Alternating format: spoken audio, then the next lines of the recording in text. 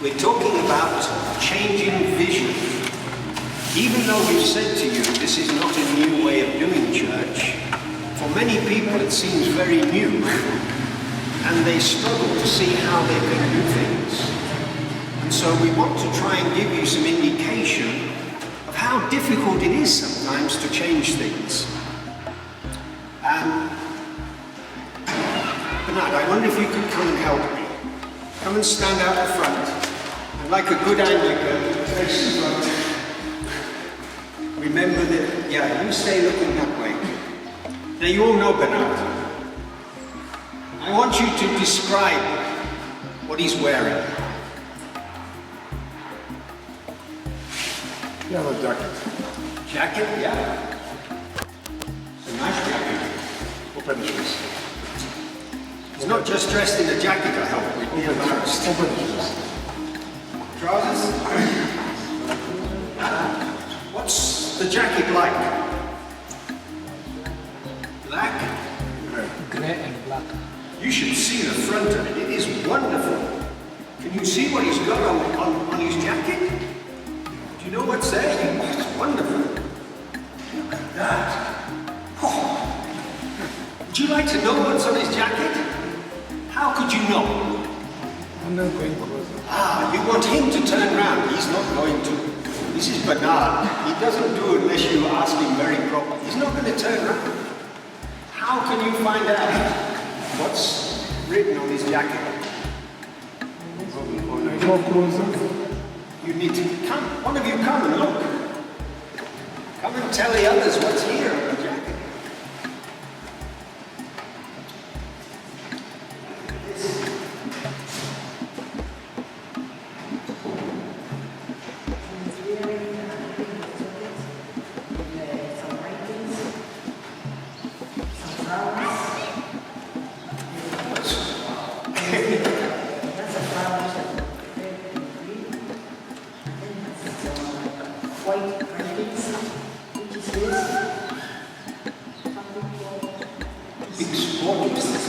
Wow.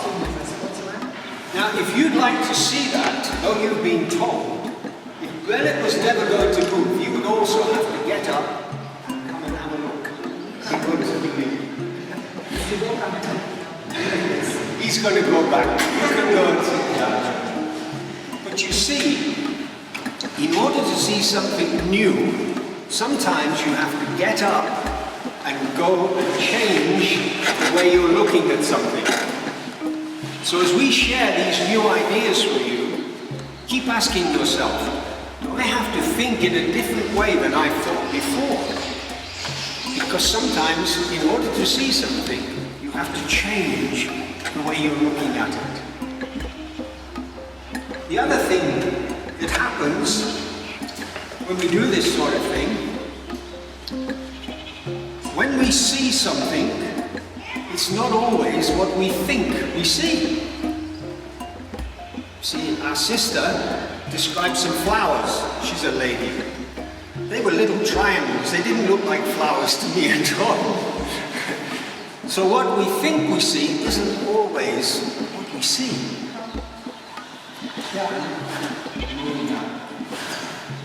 Sorry. Let me demonstrate that to you. They call these optical illusions. You will see something, but it isn't what you think you see. Can you see these two lines?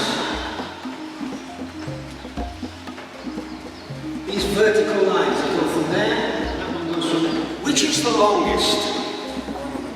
The one on the right. My brother, you answered that to start with. Can you come and check whether that is the case?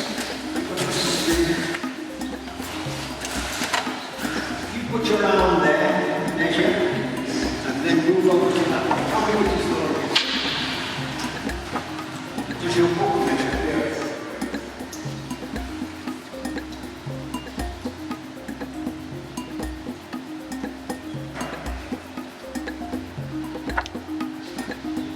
They're the same. They don't look it.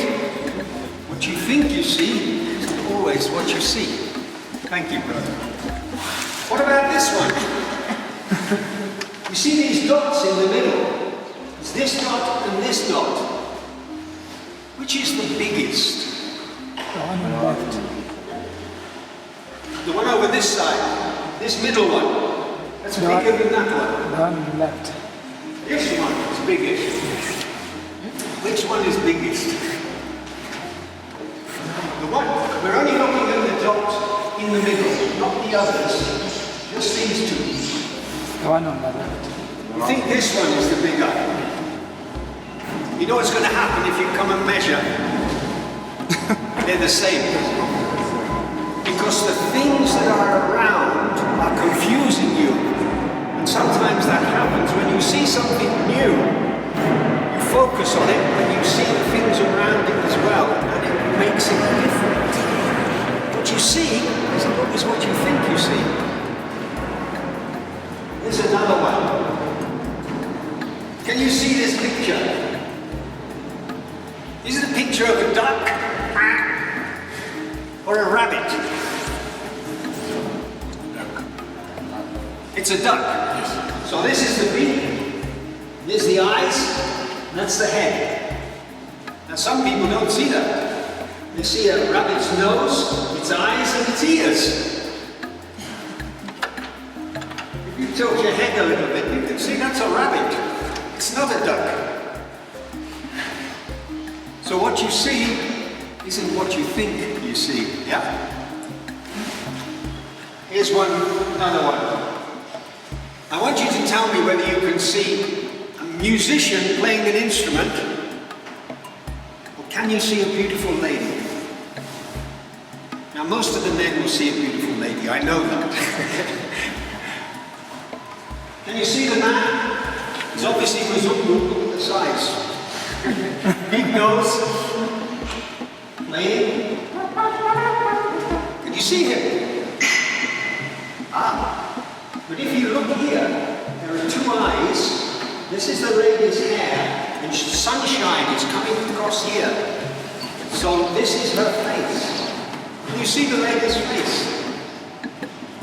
Once you've seen the musician, it's very hard to see the lady's face.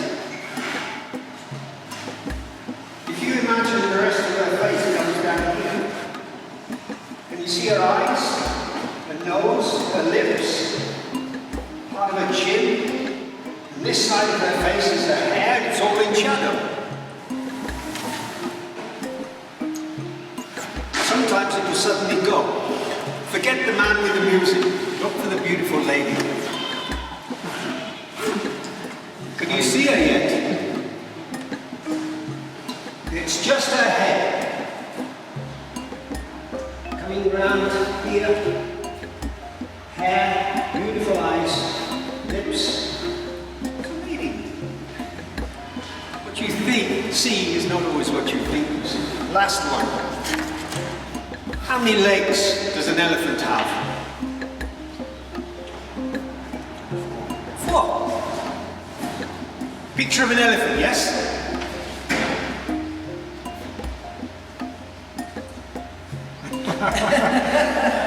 It's an elephant. 4 legs. Let's count them. Feet. 1, 2, 3, 4, 5? How could there be 5 feet? I think I'll count legs instead. 1, 2, 3, 4, 5. You're struggling. You can still see an elephant. The drawing is not a good one. It's confusing you because you think an elephant has to have 4 legs. Somebody's drawn it in a way where this leg doesn't have a foot at the bottom. And this space between the elephant's legs has. When you look at it, to start with, that was a good elephant. It was a good drawing. What you see isn't always what you think you see. When we're talking to you about small groups, you'll be struggling sometimes to think, how is that different from what I've seen before? So we're telling you a number of things. In order to change, you have to change your point of view and look at things a bit differently sometimes. In order to see things, we don't always see what we think we see. We need to check with somebody. How many legs do you see on that elephant? That's not right, is it? The reason as well that we think that way is we sometimes think about things because we've already seen something. And that frames the way that we think it should be like that. So if you think, I've already been in a home group, a cell group, you will be confused when you see the difference in this one. What's different? How does that work? The Bible has a very good expression here. Let's go back. So in order to change, we have to change our point of view. Some of the words you have to write in. What we see is not always what we think we see. What we think we see is often affected by what we have already seen.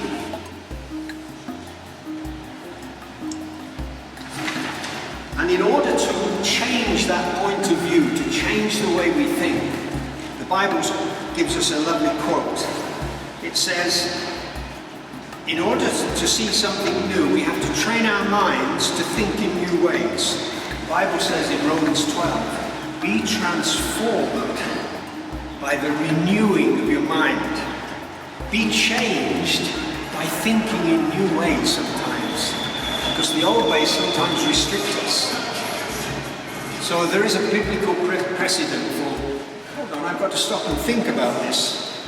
Paul was encouraging the church in a passage that's about church growth and everything else. Be transformed, be changed by thinking about things in a different way.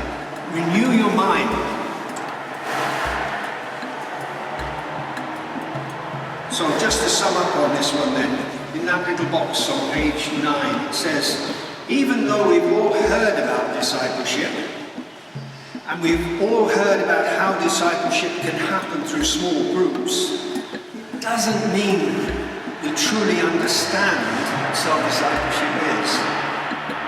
The only way we'll ever understand it is if we get up and try it for ourselves. And one of the things that we recommend when we're working with churches, we probably spoke about this at Ruiru, is that some of the key leaders in the church should start a small group first before the other groups. And they should meet for maybe 6 or 7 weeks, trying out this new thing. We give set outlines and patterns of how to do it to the groups. And they meet together for about 6 weeks. Then they can take some new cell leaders and give them some small group experience. So they're also getting some real things. So many of you stood up and said, I haven't been trained. I hope you've been given some experience. So after the prototype groups have been running, we then say, then's the time to launch in the church. You know, in a church, how many people, Captain Bernard, do you have here regularly worshipping on a Sunday? 200. 200? Okay. It's been shown that you only really get about 70% of people in a big church. Unless you say to be a member here, you have to be in a group. But we don't usually do that.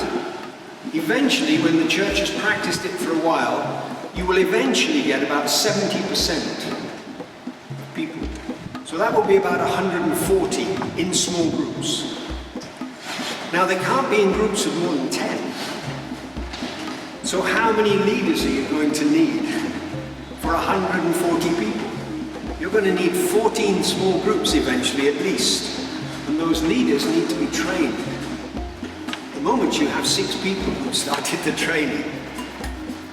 So it would only be that you will start off maybe with 4 or 5 groups and build them up and then send others to the rest of the training. We'd rather you do it slowly like that than really understand what's happening and make it fit the way you're used to doing some of your things yourself. So that if all the youth meet together, you can have youth cell groups.